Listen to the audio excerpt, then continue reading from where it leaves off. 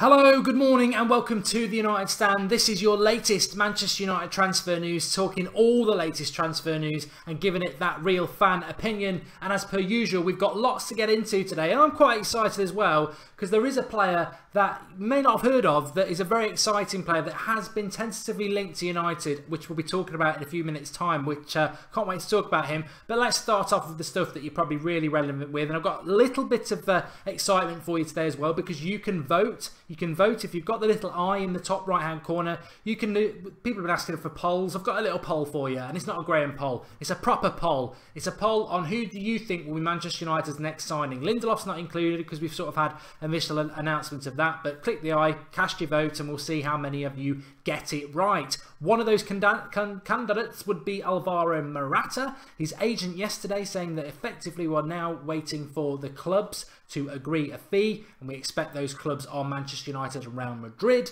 Morata, Mourinho's man, he wants to be number 9. I'm excited about him. I've told you about Morata. We've spoken about Morata numerous times. But a slight fly in the ointment may well be Antonio Conte and a late move from Chelsea to get Morata. I would be stunned if he goes to Chelsea, is what I would say. This is a lad who is eternally grateful to Mourinho for giving him his debut at Real Madrid.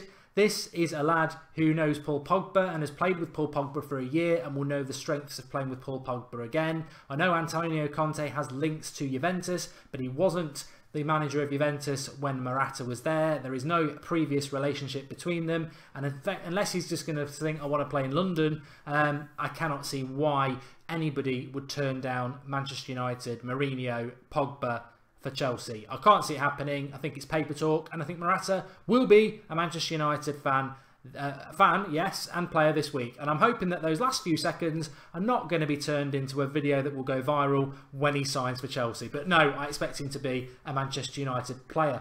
Next, I want to talk about Ivan Perisic. Again, Italian plate-based. Nice to be talking about a lot of Italian things in a way, because as we said last night, Serie A is on the up again with the Milan clubs. Juventus did well again this season, getting to the final. So I hope it does do well, and it's nice to see it in the spotlight a little bit. But Perisic, Manchester United have been linked to him for a long time. We suspect, and I would imagine there's a lot of truth in the reality, that we are bartering for a decent price for him. Inter Milan have to pay £30 million by the end of this month to comply with their financial fair play, and I think Ed Woodward is trying to get him at a decent price, and he's got Lindelof at a decent price at just over 30 million, so get Perisic for anywhere between 30 and 40 million, and I think that is a decent deal for a 28-year-old who is very experienced, very quick, very tall, very strong, very skillful, and very hard-working, so he'll give us a good bit of balance down that left-hand side. But the plot thickens like flour in gravy, because PSG have come onto the scene. They apparently want to get rid of Di Maria. Doesn't everybody? The Snake. We certainly don't want him back. And apparently Lucas Moura as well. Another player who rejected us that some United fans would like back. I mean, he's a decent player, but I don't think he's got the work ethic of a Perisic.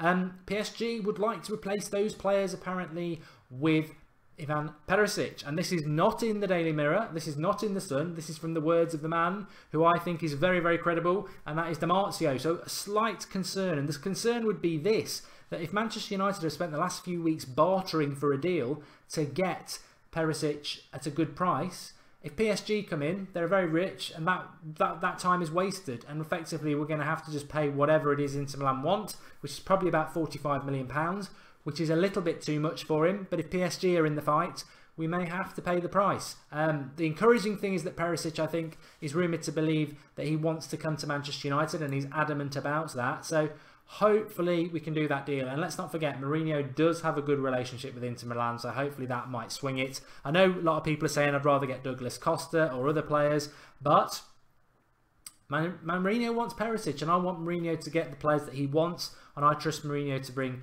those right players in.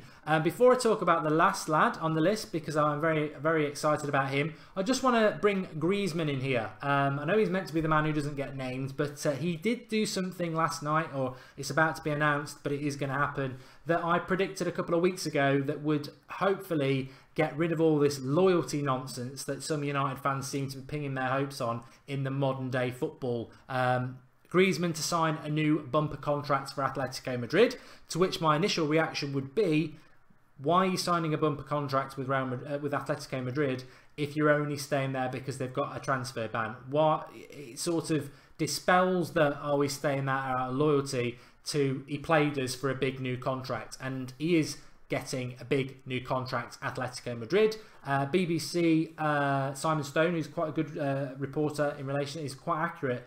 He said that this will effectively end any hope of Griezmann coming to Manchester United next summer, because with a new contract means the buyout clause will be extortionate now. It'll go up from 89 million to well over 100 million. So if you think that Griezmann's got any love or care or loyalty to anybody other than himself and Atletico Madrid, think again, because he's basically led Manchester United along the garden path and done us over for a big contract at Atletico Madrid. If he was staying at Atletico Madrid out of loyalty, he'd just stay for another year. His contract didn't expire till 2021 anyway, and then he would come to United next summer. That's the dream that some people thought, and I think this new contract dispels that. However, for the optimists, there is a little bit of hope, and we like hope on the United stand, and that is from a journalist who is closely associated with Atletico Madrid. In fact, he announced a couple of days before the Black Thursday, when Griezmann said, I'm not coming to United anymore, a couple of days before that,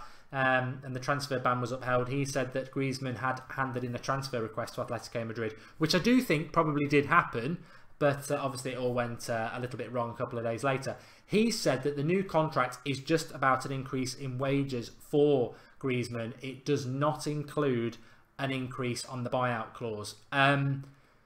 Who do you believe? Do you want to go with the BBC, or do you want to go with the agent who's close to the journalist who's close to Atletico Madrid? I think one common ground would be that Griezmann's salary has gone up, and I think that was how Atletico Madrid got him to stay for another year.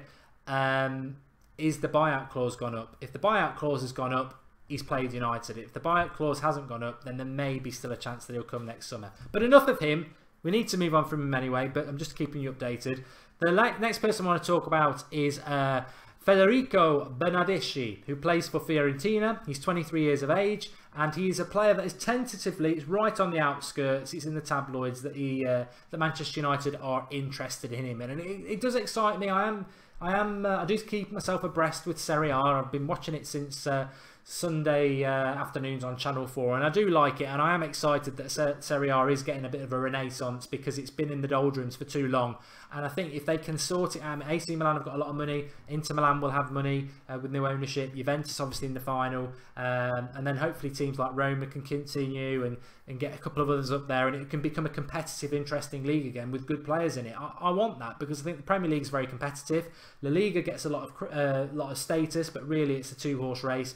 But if Serie A can become a competitive league again, I think it'll be very interesting, and I will enjoy watching it. But Bernardeschi, Fiorentino, 23. If you don't know anything about him, left-footed. They call him the new Baggio. I think that's a little bit unfair, because Baggio was exceptional, but I don't think there are similarities, because I remember Baggio. I mean, it was my sort of era growing up, and this lad is lightning fast. He's very skillful. He's hard working. He's 6 foot. I suppose if you what you know about Perisic, well, Bernardeschi is very similar to him in relation to height, strength, ability, pace, hard working. But I think he's potentially better. He can play a number of positions. He's got a lot of stamina. He's actually going off with the under-21s for Italy. He came on on Sunday against Liechtenstein. He's a very, very good player. I'd love United to be linked to him. In fact, if we weren't going to get Perisic, I'd like to sign this lad, because I think he is going to be one of the stars of the next few years in world football. Unfortunately, I think Juventus are probably likely to get him. Inter Milan are sniffing around, and whether we could get him away, I don't know. But he is a very good player. I think you're going to be hearing a lot about him if you've not heard of him before. And I did get very excited when I saw Manchester United were linked to him. In fact, somebody on the comments last night mentioned it, and I said I'm talking about him on today's transfer show, because a very, very talented young player. I mean, to be honest, though, he's not like an 18. It's not, you know, I'd like us to get Pulisic, Christian Pulisic from Dortmund. I'd love us to get him, but at 18, I can sort of see why we wouldn't go for him yet. But this lad's 23. He's played a lot of games. He is part of the Italian national squad. £35 million. 23, or do you want to pay 45 for Perisic at 28? I think we'll end up with Perisic, but if that fell apart, this is this is why I mentioned this lad. I think he can be better than Perisic. Whether we'll go for him or not, I don't know. But as a left field signing, and he is a left footer, very, very, very exciting player. And one, you know, I've not done it for a few days. Sort of an outside the box thinking sort of player. I don't know. It's a long shot, but you never know. You never know, do you? So there we have it. I think it's going to be an interesting day with Manchester United today. I think we will get developments in relation to Morata. Whether this Chelsea thing, anything starts to come of that, I don't know. Perisic is now interesting with PSG in there. As for Fabinho, I don't know. I do think there is something going on there, but I don't know. It could be 2 weeks before anything happens with that. Lindelof's playing for Sweden tonight, so I would imagine tomorrow or Thursday that'll be official, holding up the shirt. Belotti, I think that one's sort of unfortunate. I think that one's starting to go on the back burner now. He's getting married on Thursday. He played on Sunday. He'll be off on his honeymoon. I would expect something needed to happen on that, either today or tomorrow at the latest, and it doesn't look like anything's going to happen there, which is a shame, because I do think we need more than one striker to come in when you look at last season and you look at who we're losing, but we'll see on that. Join us live tonight at 8:30. If nothing happens in the day, we'll be live again tonight at 8:30. If something does, we'll go live with that. 8:30 tonight. I think you're going to really enjoy the show. That's all I'm going to say. I think you're going to really enjoy it. So join us live tonight at 8:30. Remember to cast your vote in the poll. If you can see the eye in the top right-hand corner, who will be United's next sign? It'll be interesting to see who people vote for. Thanks for watching. Remember, drop a like on the Football Daily, the Transfer Daily, and I'll see you all later. Thanks for watching.